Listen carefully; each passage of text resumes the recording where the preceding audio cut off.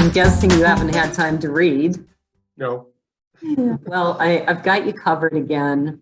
Let's see. I don't know if I can count this book. I'm only like a few pages in, but it's called, oops, I think it has to be in front of me. Can you see it now? It's Partially. it's ghosting in and out. It has to be in front of me. It's called Crisis by Kurt Schlichter. But because I'm here in Key West and we're still hoping to see the Ernest Hemingway house, I've read The Old Man and the Sea. I just started A Movable Feast tonight. And of course, I read Haunted Halls by Elizabeth Tucker. It's funny, you hold the book up in front of you and everything disappears. It's only the background that's left. Okay, we're going to try this for just a second. We're going to turn off the virtual background and I'll hold them up really fast. Haunted Halls by Elizabeth Tucker, who is our tonight. I think, did I get the right one? A Movable Feast by Ernest Hemingway. The Old Man and the Sea, also by Ernest Hemingway. And Crisis by Kurt Schlichter, which is a little bit of a apocalyptic sort of story, although sounds a lot like the times we're living in, so that's not good.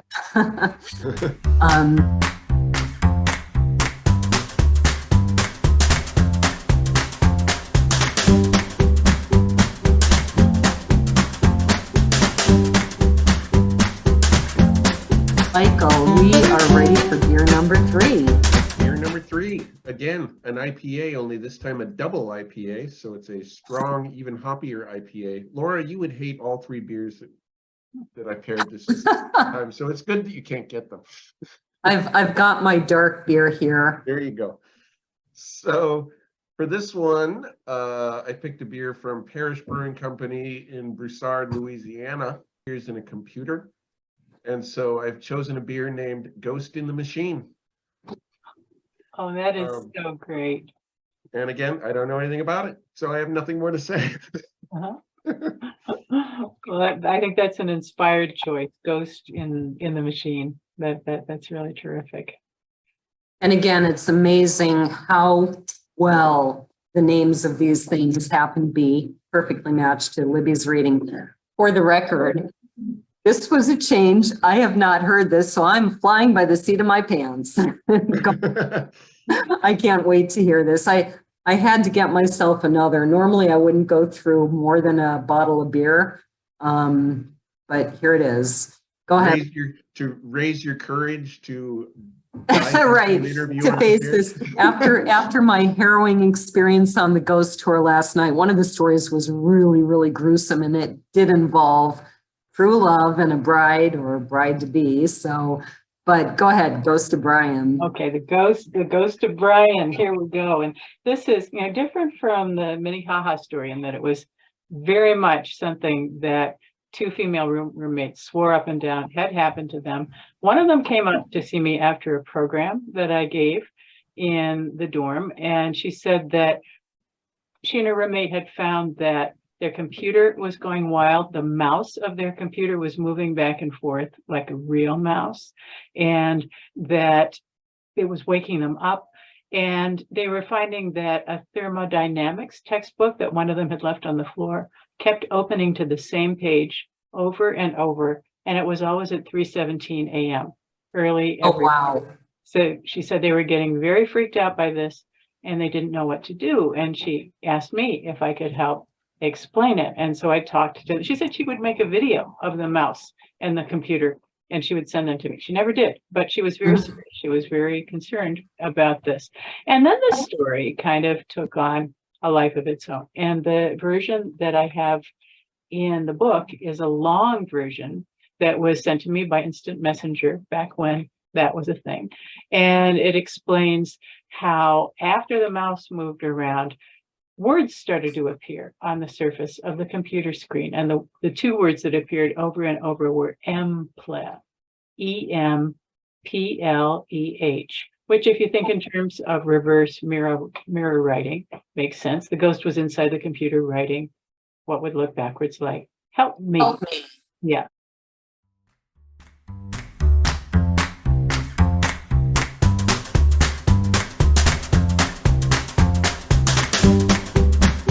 So before we run out of time, you have, I think you collect things that are meant to be haunted, and you have a doll.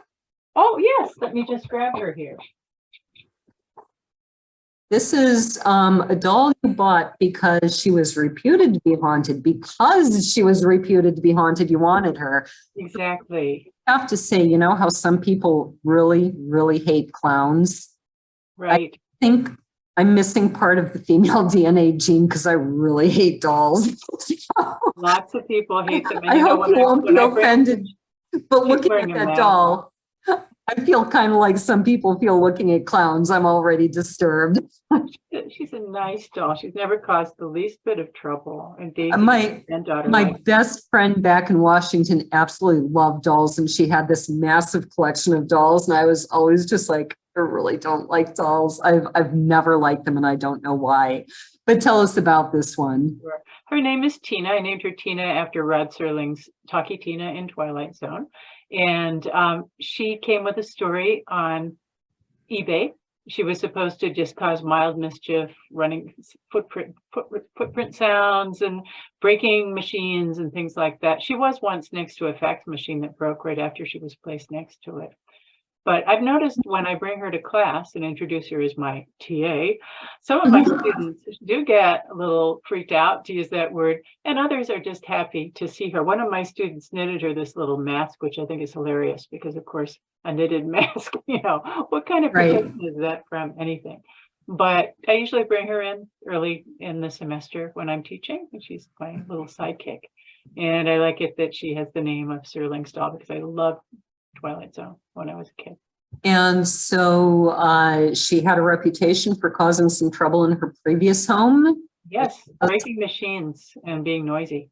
And has she caused any trouble in yours? We've had a few broken machines, but Really?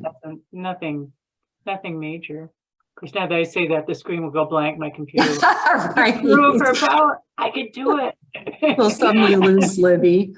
So, Michael, I don't know if I've told you this, but since we moved into our house, it's kind of funny. I've been in houses where I feel things and I'm like, I don't want to be here. I do not want to be in this place. I won't buy the house because I feel something in the basement.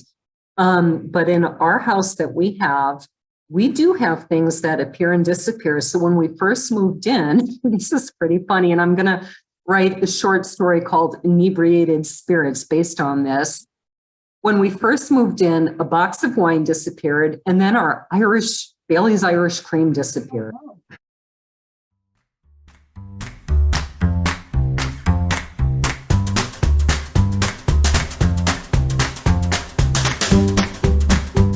Yes, I believe we do have a ghost who likes to play games with us. Interestingly enough, it doesn't bother me at all. And I'm the first person who would be bothered by this. But it doesn't. It feels like something benevolent in there. So last question I think we have time for is, I just want to ask you, Libby, people are afraid to admit they believe in ghosts. Do you or don't you? I believe that experiences with ghosts are real. Mm-hmm. I hold back from absolutely concluding whether or not the ghosts themselves are real because I don't think it's something I can make a judgment on. But I've had a few ghostly experiences, and so have many others. And I think those experiences are real. They're important. They mean a lot to people. And so that's how I see it. Yeah. That's what our tour guide sort of said last night. I mean, he's been investigating ghostly experiences, I think, for 20 years or so. And he's like, I'm a skeptical believer. And that's kind of what I am. You know, definitely believe these things are happening. And Michael, I'm curious, what is your opinion on ghosts? I have never had any kind of experience even remotely like this. Mm-hmm. So I have a hard time believing it. Yeah. So I'm just curious, and I'm not trying to put you on the spot or anything like that. What is your reaction to people who say they've had these experiences? Do you think that they're making it up, or, you know, delusional, or? No, I think they've had some kind of experience, but ghost? Probably not.